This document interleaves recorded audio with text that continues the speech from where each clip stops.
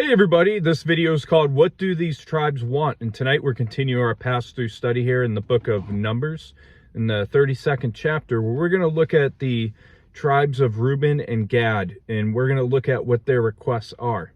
So Numbers chapter 32 verses 1 through 5 says, "Now the children of Reuben and the children of Gad had a very great multitude of livestock.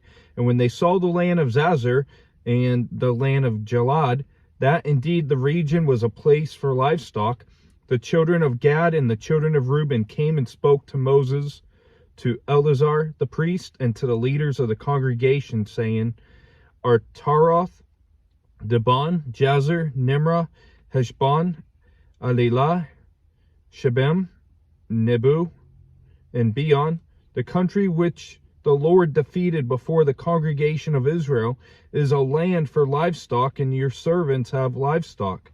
Therefore they said, If we have found favor in your sight, let this land be given to your servants as a possession. Do not take us over the Jordan."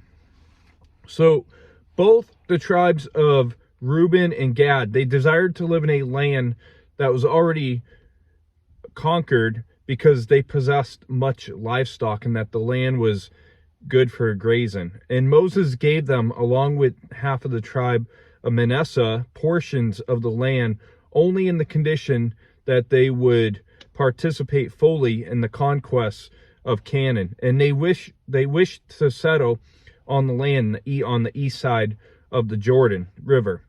And Artaroth and Beon cannot be identified, but they lie somewhere between the Arnon River to the south and the Jabbok River to the north.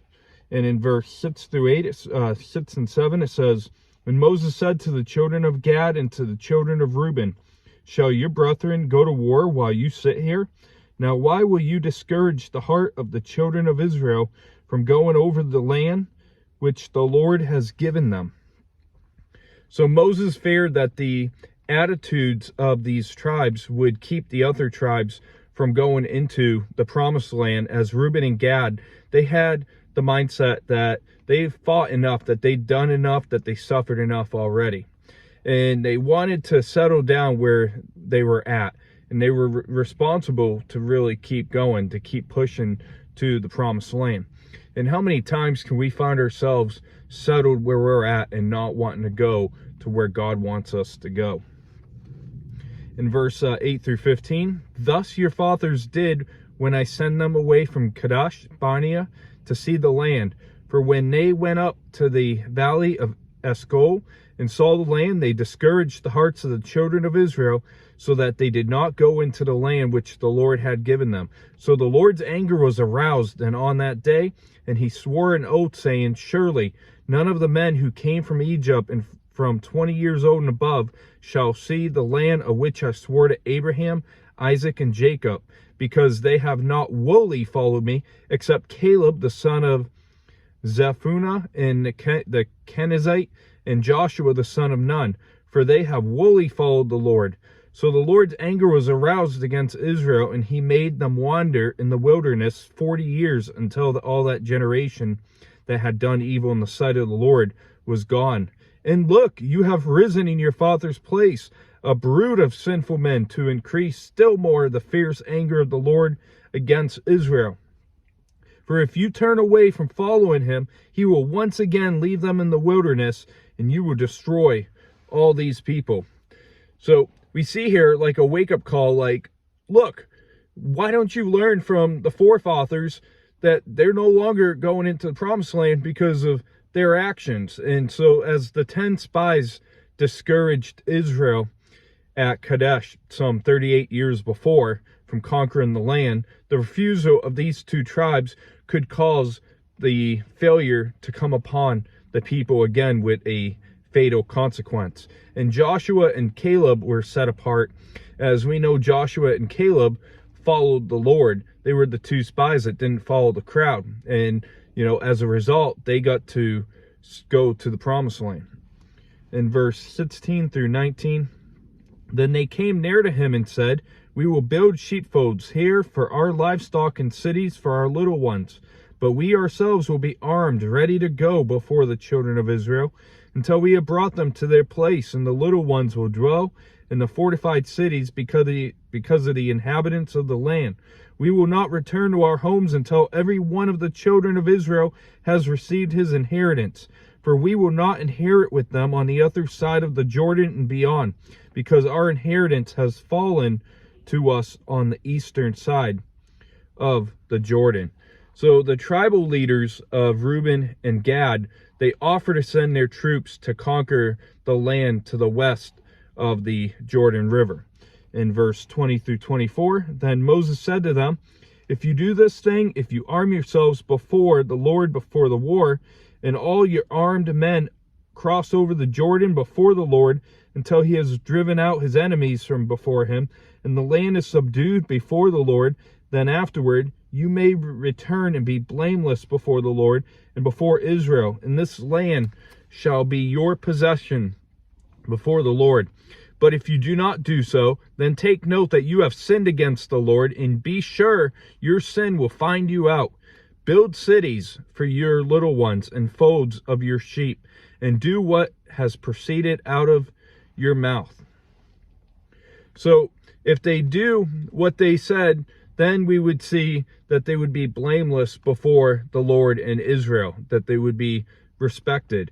Otherwise, they would be guilty if they broke the vow that they're making to the Lord. And the two tribes, they commit themselves to provide their warriors in the conquest of the land. And if they fail to do what they said, sure enough, their sin would find them out, as God would certainly find and bring justice, and he would judge the tribes of Reuben and Gad for their sin. And their sin would be their sin would be the pretty much the doing nothing. And yes, sometimes when we do nothing, when we're supposed to be faithful to the Lord, that is living in sin.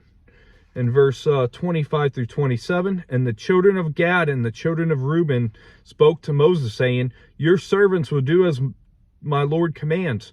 Our little ones, our wives, our flocks, and all our livestock will be in there in the cities of Gilad. But your servants will cross over, every man armed for war, before the Lord the battle, just as my Lord says so.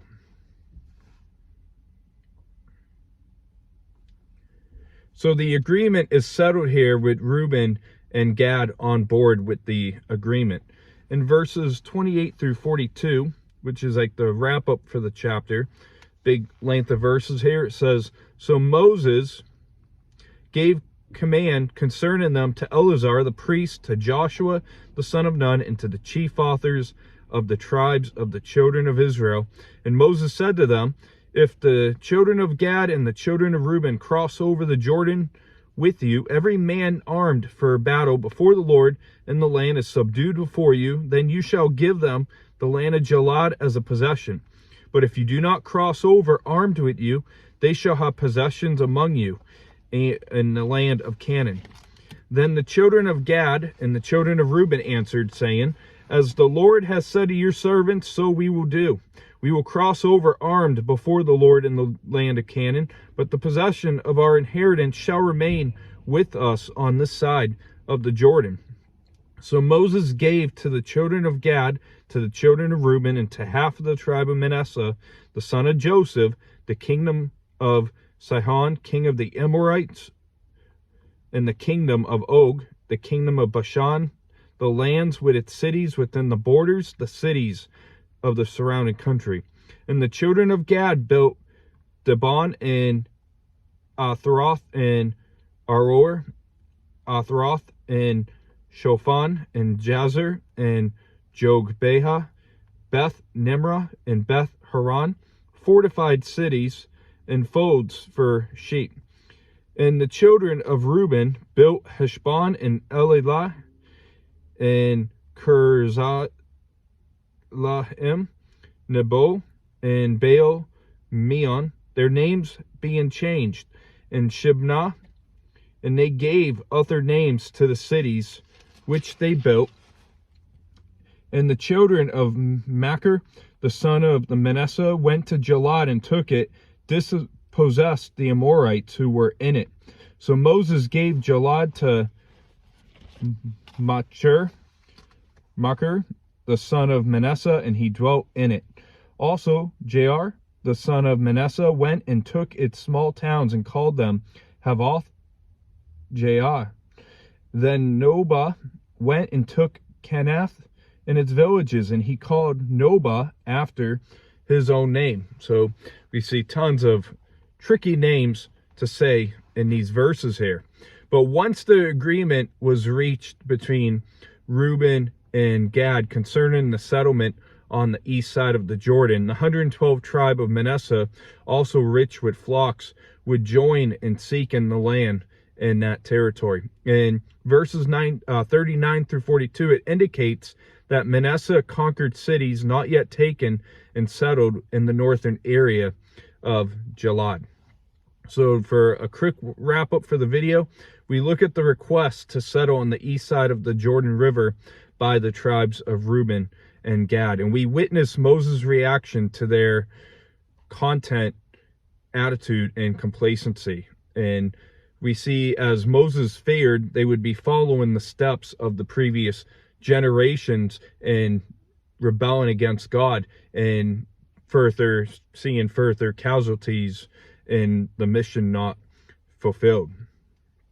So he was concerned that they would be like the previous generation of unbelief, as they would also perish in the wilderness. And we saw that the tribal leaders ultimately offered to send their troops to help conquer the land west of the Jordan River.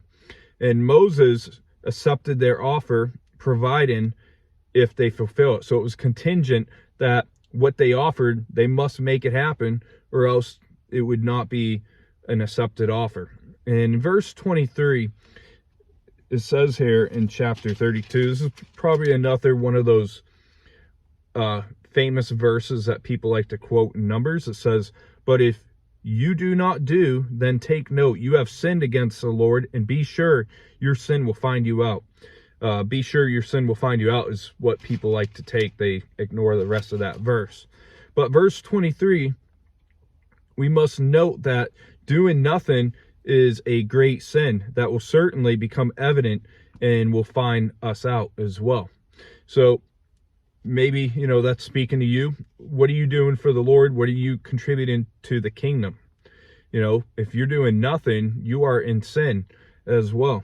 And we see the ending in the chapter where the agreement is settled and the cities are given to the tribes and the settling on the lands east of the river. And in verse 23, another passage in the New Testament that comes to mind for me is Galatians. And we're going to look at this verse here. Galatians chapter 6, verse 7 and 8 says, "Do not be deceived. God is not mocked, for whatever a man sows, that he will also reap. For he who sows his flesh will reap. He who sows to his flesh will of the flesh reap corruption, but he who sows to the Spirit will of the Spirit reap everlasting life." And nothing gets past God that goes unknown or undetected or unnoticed. God knows everything. God is omniscient and God is omnipresent. God is everywhere and God knows everything. And that's going to wrap up this chapter, and we're going to see you next week as we're coming in for a landing through the study of Numbers. We're going to look at reflecting on what God had already done in Israel's journey. And sometimes, we long for the things going forward, but we need to take the moments in time we're going to talk about in that video where we need to go back and look what God has done for us and remember what God has done for us and God's faithfulness, no matter what experiences or trials that we face in life. So we'll see you next week. Have a great rest of your weekend. God bless.